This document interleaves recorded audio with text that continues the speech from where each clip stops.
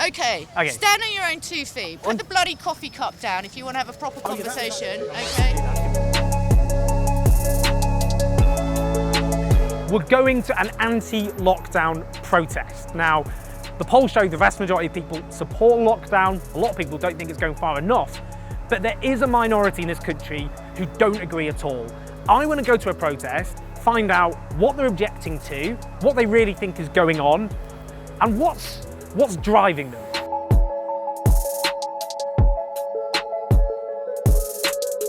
So we are walking down Whitehall. The protest is supposed to be outside 10 Downing Street. Makes sense, yell at the Prime Minister. But can't really see any of them. Where are the protesters?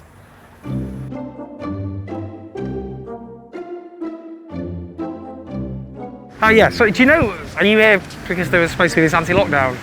Yeah. Where are they? That's annoying.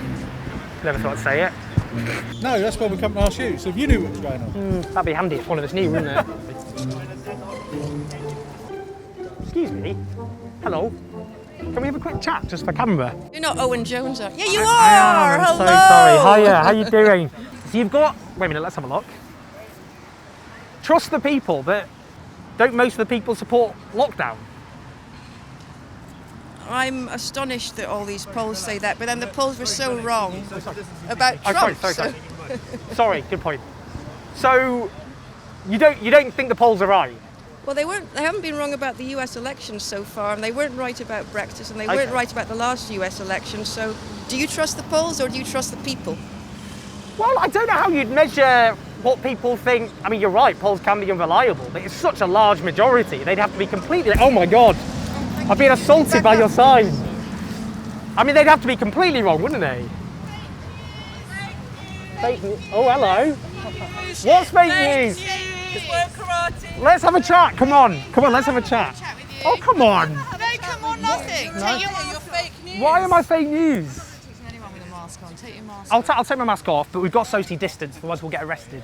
Okay, stand on your own 2 feet. Put the bloody coffee cup down if you want to have a proper conversation. Oh yeah, that is actually true. I might actually do that. Good point. Yeah, take the bloody mask off. I like this. You're very... Take the mask off and I'll talk to you I can't... more. I've taken the mask down. I think that's a compromise. Okay, that's fine, a compromise. That's a fair compromise. You tell me why you think this lockdown is necessary. Because tens of thousands of people have died of a No, deadly they illness. haven't. Actually, 98% of the tests are false positives. Okay, or probably more than that. Okay, that's not true, but... Were you saying that's not true? I'm saying it is true. Where the hell are we? Wake the hell up, everyone. Why do we breathe out? We breathe out because it's carbon monoxide and it's bad for us. And that's why our body expels the toxins. So why are they forcing us to breathe it back in?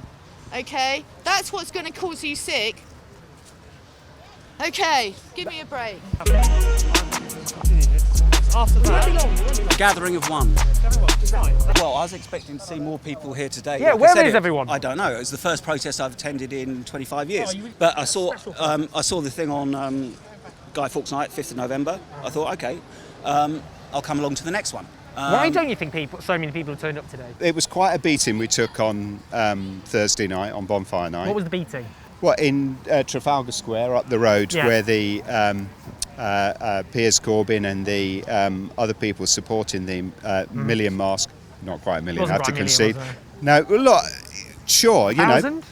No, I don't think there was even that, to be honest. But you know, I'm here with 5, and I'm you know, it takes 5. You've got to start somewhere.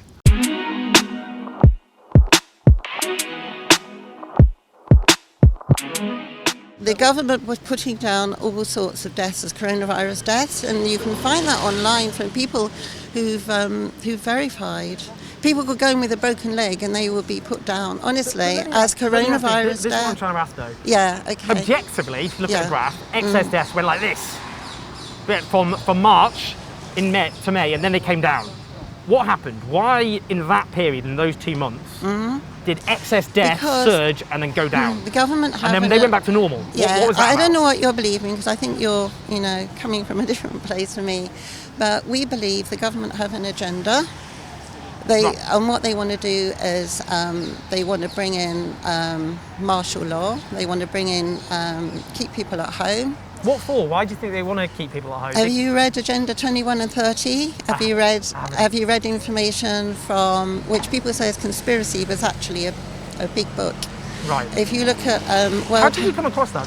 I'm really interested. How did you find it? It's online everywhere. Joining Twitter a few months ago awakened me to what the mainstream media won't report. See, I'm not a conspiracy theorist, but I now believe there's a very left-wing globalist agenda, and he's now part of it. These guys are socialists. Boris Johnson's a socialist as well. Is Boris Johnson really a socialist? Yes. Why is he a socialist? Because he tells people what to do. That's what socialists do. They just tell people what to do because they don't respect individual liberty. Yeah. My right. I am a sovereign person. Yeah. No, you don't. You don't believe that. You nod along. Yep. But just do what you're told by the government. Collectively we've all got to make huge sacrifices to stop lots of people dying. No. That's where you're wrong. Did you come to protests and stuff before lockdown? I've been down here. I'd be desperate because I've lost all my friends and family because of this. I've lost most of my friends and acquaintances because they are very similar to you in their outlook. What's happened with your friends and your family? Well, because they all think I'm some crazy conspiracy theorist. They think I'm a Nazi, and I think they're communists and stupid. Because were these your friends? Associates, I'm down to about 3 friends. I'm not even concerned about one of them because he's a bit of a communist. So. People I fell out with, like, bitterly, now we get on because suddenly we're all what a load of tosh this is. I'll be an ally with anybody who wants to be against the thing. If they get up and they start saying Hitler this and Hitler that, I'll say I'm walking away because I don't want to be there. Good to know you've drawn the line at Hitler. But do you think, if I was going to end up in a protest movement along with Tommy Robinson supporters and David Icke, I might think to myself, the way I say it, I'm responsible for what I say. Of course. And you're responsible for what you say. But, if somebody says I'm opposed to lockdown and I'm also believe in lizard people, I'd say you're very confused about the lizard people, but I'm with you on the lockdown.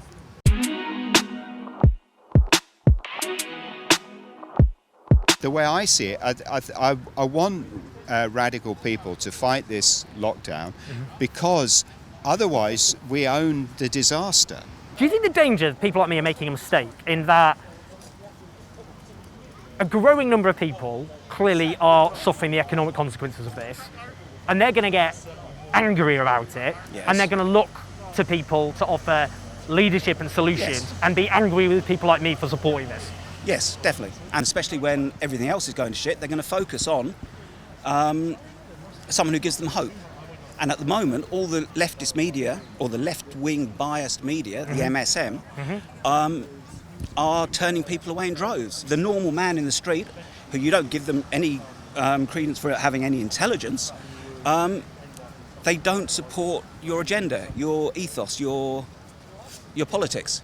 I think what you're suggesting is lockdown is this kind of left-wing thing. But it's not like people like me want a lockdown. Why would we want a lockdown society? What are we getting out of it? We get locked in our homes as well. What I think the solution is, and I think that girl was saying it earlier on, which is you identify the vulnerable and you give them the choice. Again, we're the 6th largest economy in the world. We're Great Britain. We can do this.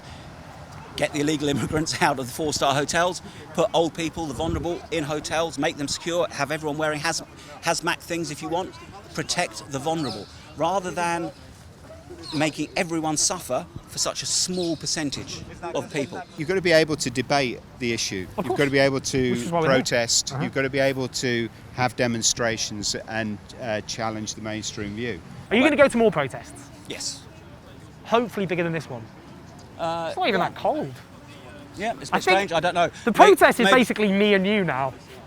Maybe I am in the wrong place. I don't know. Yeah, I might look it up. Look, this has been great, by the way. That was really good. You were very eloquent. Far from it. No, very good, very good. Anyway. Thanks, buddy. What was your name again? Mike. Nice to meet you, Mike. You got to unblock me on Twitter? I'll think about it. We'll reassess. So the claims of these protesters just aren't true. Britain's got the highest official COVID-19 death toll in Europe.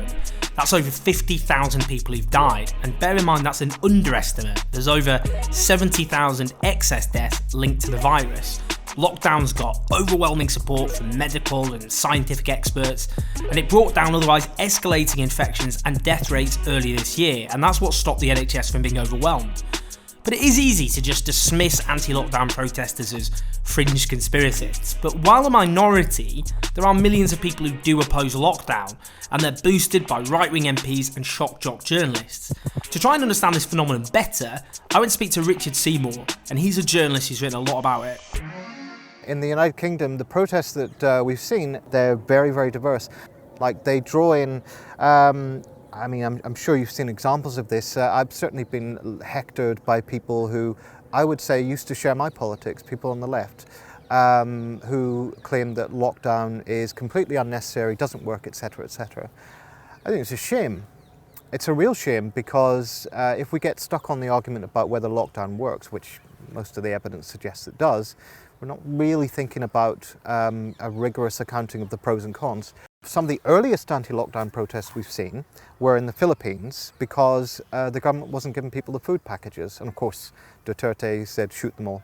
And then in India, when migrants basically said, we want to be paid and we want to go home. So there are going to be these responses to injustice. Just, I think, the day before yesterday, in Manchester, the students were out protesting. And they weren't denialists. They were just saying, we've been fenced in with wire. We don't want to be treated like animals, and the students have been treated absolutely appallingly in this country. And one of the problems that we on the left are going to face if we don't get ahead of this and start thinking about this carefully and discriminately is that, you know how we've seen with the Gilets jaunes and various other protest movements, and I think this is a bit like that, these lockdown protests. You know, you can end up in a situation where the people who have a voice and who are thinking ahead of this and impress themselves on those movements will be fairly right-wing, fairly conspiratorial. I'm not suggesting, by the way, that the left should start leading the anti-lockdown protests, but we do need to start talking about the problems and thinking more discriminately about how lockdown is done. You know, lockdown is miserable. It's shit. Yeah, it really is. It's lonely, it's shredding, you know, the one thing that most humans crave, which is social interaction, and it has dire economic consequences, often for working class people, and, you know, people like me supported closing the schools, but it's undeniable that it does have a big impact on disproportionately working class kids. Yeah. So how do we square that? How do we square not going down, obviously, a conspiracist rabbit hole and opposing measures which are for public health and saving lives, stopping the NHS being overwhelmed, without a lot of people who are increasingly going to suffer the consequences of this looking at us like we're almost ghoulish fetishizers of misery? In one way, you could argue, lockdown is very much in the interests of the most vulnerable because they are the ones who are most likely to get sick. And I think it would be sociopathic in a way to sort of say, well, you know, like we're not going to worry about that.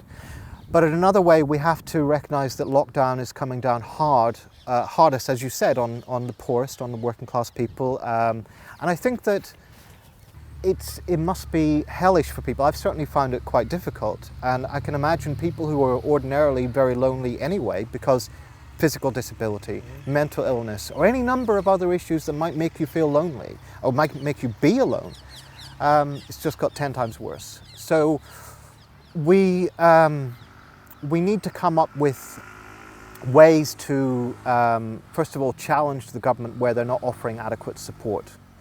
Second of all, I think we have to recognise this government's not going to get it together in the short term. They're going to keep getting it worse and worse and worse. They're going to keep screwing it up. So if we face up to that, then we can think about what is our survival mechanism. I think at the start of lockdown, there was this outpouring of mutual aid. And that was a great thing, but it was very short term.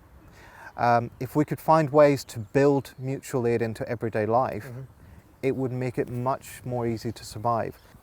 So let's summarise this. 1, criticise the preconditions. Why did we need lockdown in the first place? 2, very conditional support for lockdown where it's necessary. 3, absolute defence of the interests of the people who are at the bottom of this and suffering most from it. Whether they're, you know, very poor, working class, mentally ill, whether they're suffering from racial oppression or anything else like that. I think that that would be a good starting point. But also I think we're going to have to be aware that there are going to be these protests. People are going to get sick and tired of it. Understandably, they're going to want to lash out. And those are going to be terrains in which we should have something to say. We should have an intervention. So what are we going to say to people who, like those Manchester students, are sick of being treated like animals by the authorities? What are we going to say to people who are miserable about being alone and aren't getting enough economic support? Like, particularly if you're unemployed in this situation, you're getting next to nothing. We have to be sympathetic and on their side as far as that goes, and I think we have to absolutely oppose any repressive behaviour by the police. We have to be arguing with them on a comradely basis, if I may put it like that, which is, you know, we need you to take care of yourself. What you're doing out here in these protests is not good for you. It may damage your health. We need you to be part of society. We need you to take care of yourself, and we need you to look after us as well. In other words, it's calling in, not calling out.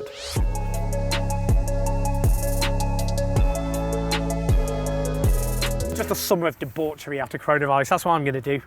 I think that you won't be alone in that. You might be on the top of a large mound of people rutting furiously. It's a graphic image. Yeah.